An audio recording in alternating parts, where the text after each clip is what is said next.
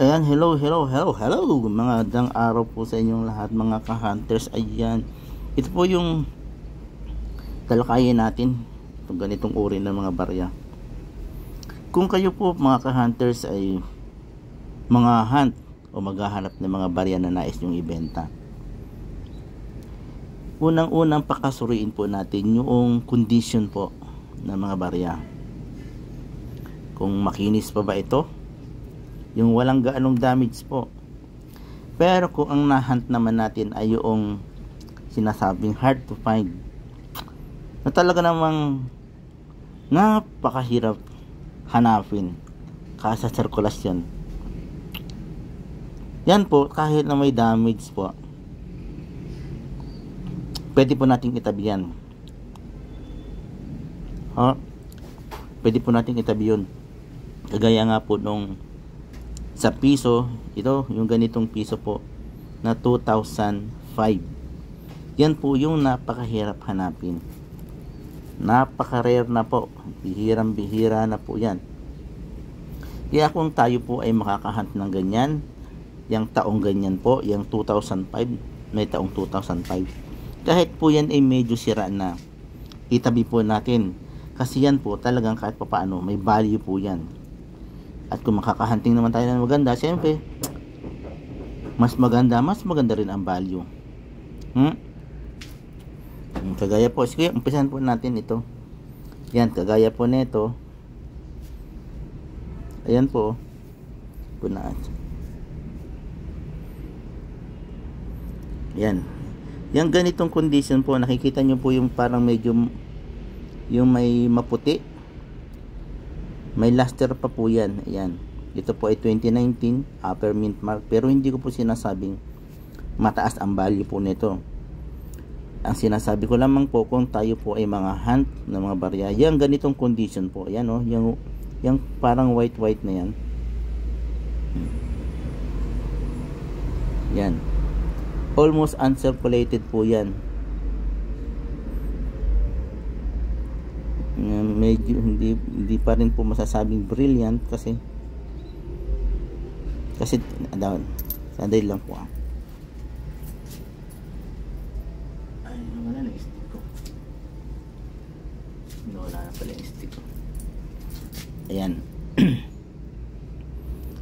Ayan po yung condition niya, oh. Tingnan po. Wala kayo makikitang damage po, walang gaanong damage. Kung may damage po yan, hindi po yan yung damage na galing sa sirkulasyon, camera ko, kundi yan po ay galing mismo sa bangko po. Yung pagkakabigay ng bangko, yan na po yun.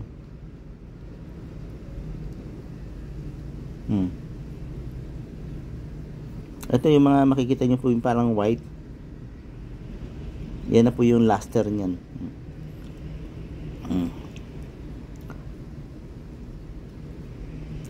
Yan, ganyan po yung itabi natin mga ka-hunter. Kahit na ito po, sabihin natin 2019 at common, yan, itabi po natin yan dahil talagang tapos ingatan natin ma-maintain. Kaya lang siyempre, kung hindi naman tayo ang tawag dito, collector, ayan po ay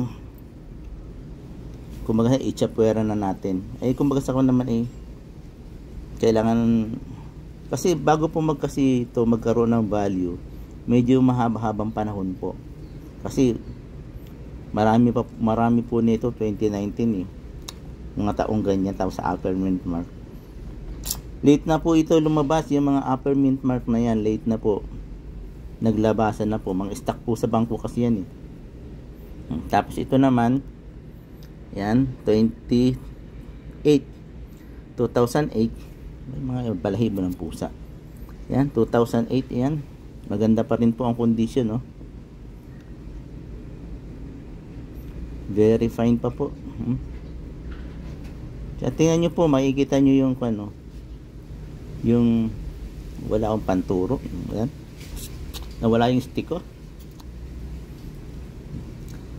Ayan po, ito po. Nakikita nyo po yung ano, yung sun, yung rays.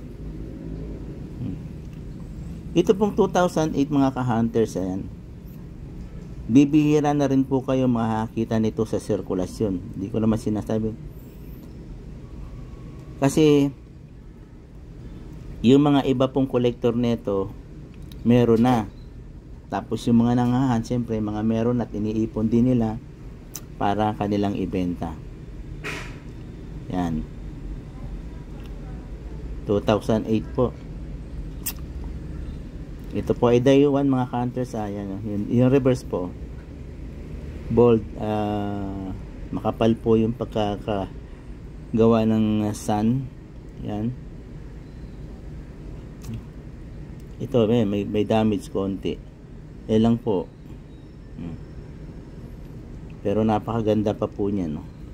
2008 mga ka-hunters.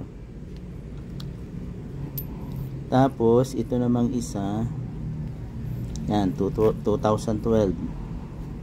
Basta maganda po yung pagkakagawa o pagkakaayos po ng barya. Yung makinis pa, tapos walang ganong damage.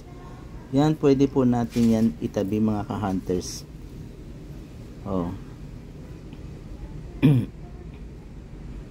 Tingnan nyo po.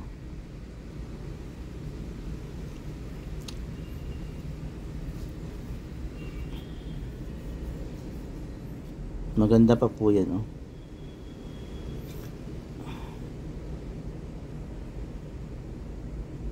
Yan.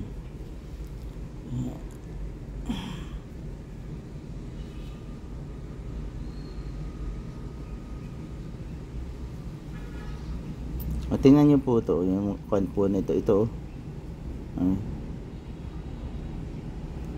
Yan, may luster pa po yan, yung kulay puti.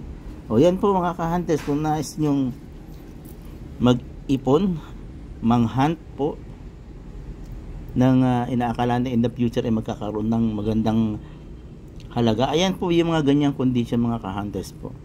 Kasi medyo marami pa po niyan sa sirkulasyon, so makakapamili pa po tayo ng mga iipunin natin mga barya.